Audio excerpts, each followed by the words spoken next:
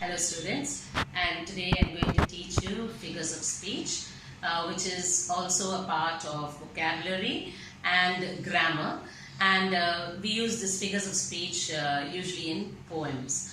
Alright, now there are about 7 to 8 figures of speech, but today I will be dealing with only about 5 figures of speech. Now figures of speech is a word or a phrase that we use in the English language which does not have the literal meaning. Alright, like for example we say a sentence, John is sitting on a fence. Now it means that John is literally sitting on a fence. You know what is a fence. But we can also say regarding a decision, John is sitting on a fence. That means he has not yet decided to take a decision on something. Like for example, like he wants to go out because of the rain or floods. So we say John is sitting on a fence regarding going out today. Alright, so that is one example I can give you. Now there are about 7 figures of speech: simile, metaphor, personification, onomatopoeia, and hyperbole, alliteration. But today I am going to teach you just 5 figures of speech so you can learn it and remember it. With examples I am going to do it with you today. Okay, now here we have the first figure of speech is a simile. Okay, it's not smile but it is a simile. Now a simile is a comparison between two unlike things using words like or as. So a simile is a comparison between two unlike things, and we use the words like and as. Now here you learned the poem, a friend is like a flower. So here we are saying the friend is compared to a flower, as blind as a bat, as wise as an owl. She is as wise as an owl. He is quiet like a mouse. So these are 4 examples that I have given you as similes. There are many examples of similes in your textbook as well. You can go through it. I'll take it for myself. Now if you go to your textbook on page 120, here you have again a figure of speech is in which two unlike things are compared using the words like or as. It is used to bring a dramatic effect in prose. Simile is one of the most common forms of a figure of speech and is also used in poems as well as our day-to-day talks. So here we have examples. As blind as a bat means that someone is not willing to notice or see. Like peas in a pod means that two people are quite similar. As wise as an owl refers to someone who is very smart or knowledgeable. Quiet like a mouse refers to someone who is silent and quiet. As brave as a lion refers to someone who is too brave or courageous. Now we move on to the second part of speech, a metaphor. A metaphor makes a comparison between two unlike things or ideas. It's somewhat like a simile, but it has a comparison between two unlike things or ideas, not with things. Alright? So a metaphor is quite similar to a simile, as a metaphor also compares two unlike things. But a metaphor has an implied or hidden meaning between unrelated things. So this is the difference between the simile and the metaphor. The metaphor has an implied or hidden meaning between unrelated things. Here for a metaphor, we do not use words such as like or as. In the simile we use words like or as, but here in the metaphor we don't use it when we compare things. We can use metaphors to explain an idea, but its literal meaning should not be taken. It is only to be used as a symbolic action. Alright, a symbolism.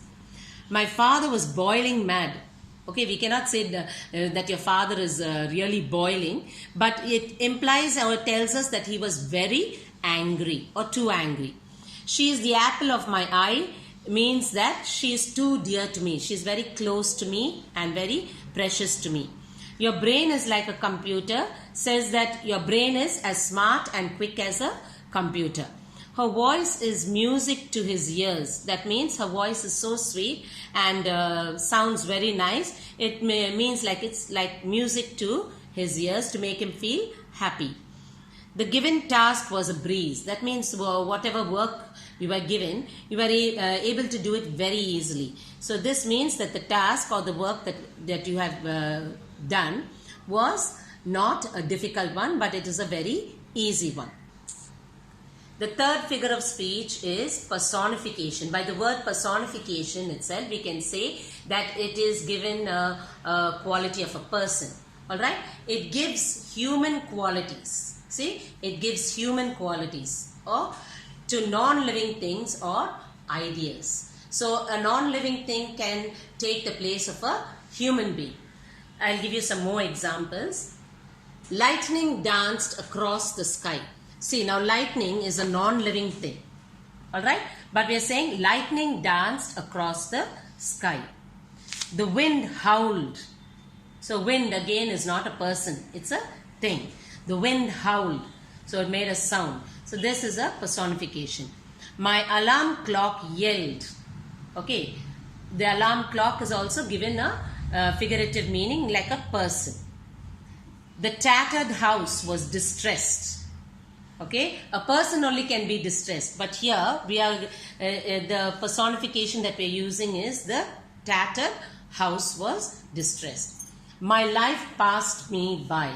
So here again, my life, the idea is given a literal meaning of a person. Alright. So once again I tell you, a personification, it gives human qualities to non-living things or ideas. The next figure of speech is onomatopoeia. It is the formation of a word from a sound associated with what it is named.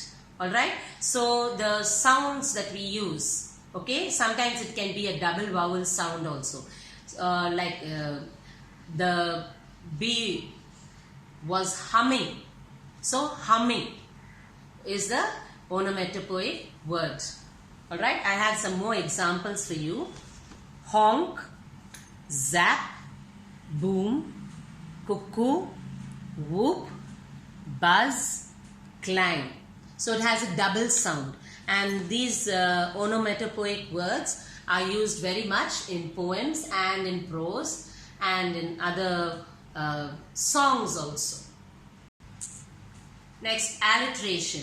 Alliteration is the repetition of beginning sounds of neighboring words or even consonant sounds. Okay, you will find them in sometimes some lines in poetry will have the words with the same sound. Alright, see like here, I slide the silver. So slide and silver both have the same sound of S. So these are words in alliteration. Now you have the poem Lessons in Life. Alright, so lessons begin with the sound L and life also begins with the sound L. Then lessons in life aren't always so simple. So here we have the alliteration, words in alliteration, L for lessons and life. And here aren't and always. Okay, so and simple. So now did you understand what is alliteration? It is the repetition of the beginning words, sound words in the neighboring words.